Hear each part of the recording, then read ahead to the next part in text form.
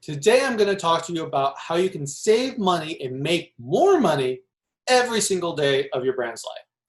By the way, if you like videos on how to grow your customer list and build a real brand, then subscribe to my channel below as I have new videos each week. It's the Morning Marketing Machine, here to grow your e-commerce business with proven marketing strategies and tactics, so you can run your business with machine-like precision. My name is Douglas Levin. Let's dive in. My name is Douglas Levin, and I built a 20,000 person messenger list ahead of the launch of our first product, which led to 20,000 in monthly sales within the first 3 months of launch. I also have a link to a free cheat sheet below with tips on how to take control over your e-commerce income. Have you ever run into a situation where you're competing with other brands on price and you just kind of start to see like the race to the bottom start? And the only person that ends up winning is the customer? Well, what if you could change that and actually like make money and not worry so much about what your competition was doing? Well, that's what I was going to talk to you about today, because that is the idea behind your brand values. In a previous video, I talked about how there's 3 big foundational pieces that you always want to take into account. And one of them is your brand values. So I wanted to expand on that in this video a little bit more. So the idea behind really your brand values is that it should make it so you're differentiating your products from every other brand that's out there, right? It's going to answer the question of why should I care about your guys' product when there's thousands of others out there that can give me the same thing, right? So this goes back to what we were saying before earlier, right? So if you're just competing on price, then the only person that ever wins is the customer, right? So it just like, all right, well, what am I going to do as a brand so that I'm going to differentiate, right? So one of the things that I really learned from Brian Bowman, one of my mentors, was he talks a lot about this. He talks about brand values, and he specifically talked about like 5 things that he calls like his power propositions, right? So you always want to think about this from your brand perspective. So you want to think about your unique selling proposition. So when you're thinking about that, it's basically answer the question of like, why should they care about you guys versus everybody else? Is there something that your brand does that nobody else does? You want to take some type of stance. Like you probably have seen other companies that will give part of their profits to charity, like a specific one. I know I've heard a lot about Two Blind Brothers, right? They have a mission, right? They're on a mission to cure blindness, right? So that's their mission. So what is it about your brand specifically that's unique, like to you? Like, so you always want to kind of think about that, and then everything that you do obviously is going to align with that. It's going to be in your mission statement. If it's going to be on your website, it's going to be like everything you do. Like if you ever look at, say, Two Blind Brothers, or I know Bombas is another one where they have a mission as well, where they give away some of their profits to charity. And it doesn't just have to be about missions like that. But if you were to like take a look at some of those kinds of companies, like everything that they do, everything they talk about, it always comes back to that, right? So it gives their ideal customer a reason to care about them versus the thousands of other brands that are out there. Because at the end of the day, all that Two Blind Brothers are selling is t-shirts, right?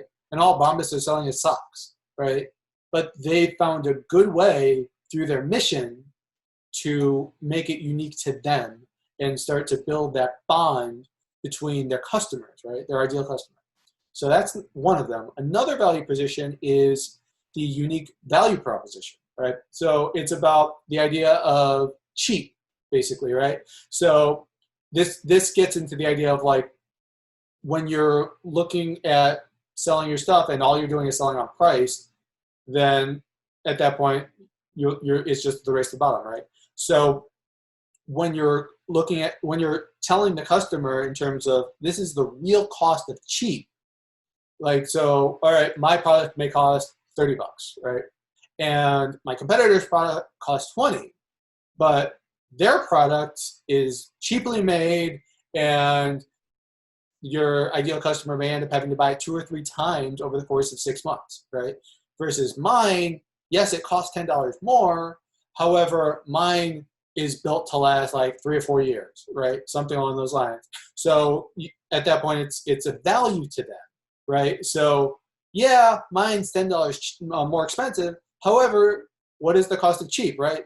It's going to make it so you have to buy your product 3 times to get the same amount of time with it that you just have to spend 1 time, and mine will last you for 3 or 4 years, right? So in that scenario, obviously, like if you're looking at it from the customer perspective, well, okay, it makes sense then to spend the extra $10 now and then save on 2 extra purchases in the future, right? So at that point, I'm saving $30, right? If the math is right. So then at that point, why would I want to go with this cheap $20 thing when I could spend $30 and not have to worry about it, right? And another piece of this is the irresistible offer, right? So sometimes you want to make it as crazy as possible for them to say no, like a no-brainer. So you'll see like Russell and ClickFunnels talk about this all the time. They say like, what can I do to make my offer so irresistible that there's no way that they can say no? Like it gets back to the idea of the value of what I'm giving them is so much better than the money that they're giving me. So you really want to think about what can I do at that point. So if you're selling widget A, maybe you want to bundle in something that makes sense, that's a complementary product that is going to up the value in your customer's eyes. So then you're not really competing with somebody else that's selling the same thing. It makes that apples to oranges comparison then, because it's really building an irresistible offer that's like, wow, well, this company here is just selling me a pair of shoes, but this other company is selling me a pair of shoes. They're also selling me inserts. They're selling me, if I'm like say running or something, they're going to sell me like running videos. They're going to sell me this, and this, right? And it's like, wow, this is only like $10 more, but I get all of these amazing things. It's an irresistible offer, right? So you want to keep that in mind as well.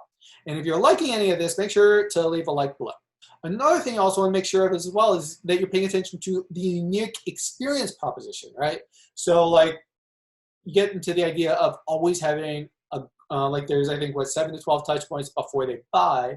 And another thing like Brian always would kind of drill in my head is the idea of moments of truth, and the idea that every time that you're talking to your customer, it's a potential chance for that moment of truth, and it's a potential for you to start building that raving fan base. So what can you do every time that you're talking to them to give them a unique experience, right?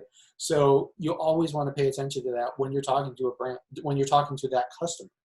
And the last part of this piece is you want to make sure that you're going to work on your unique safety proposition. And this could be like a risk reversal, something along those lines. Like you'll see them all the time. Like if you're not happy with your product within 30 days, we'll give you a 100% refund, or whatever it is, like warranties, any of that kind of stuff. The idea where it makes it a no-brainer, as they always say, right? So I can test this out, and if I hate it, well, I can get my money back, right? So you want to do everything you possibly can at that point on that unique safety proposition side to take all of the risk out of the customer's hand and put it in your hand, so that you can go through all of these propositions, right? And everything related to your brand values, so that they're going to give you a shot.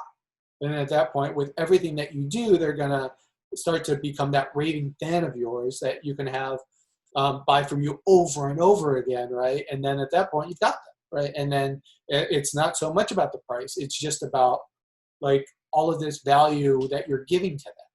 And when you're doing it this way, you start to build, as Russell would always say, like a culture, right? You want everyone, at that point, everyone's starting to drink the Kool-Aid, right? They're just loving everything you do, right? And it just will form this like big bond between you and the customer. And then at that point, I mean, it doesn't matter what you do. I mean, think about like Nike and think about Apple and all of that, like the big, really big brands and what they've been able to do.